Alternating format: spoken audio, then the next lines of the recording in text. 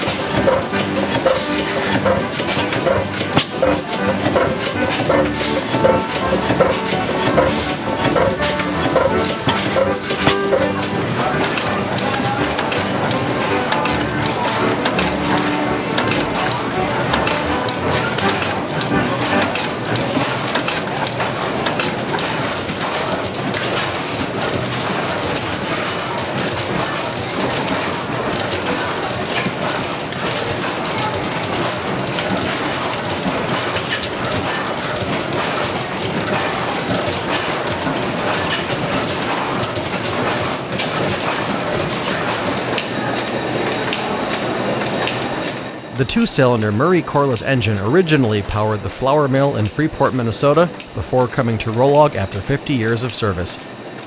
It was the first stationary engine at Rollag.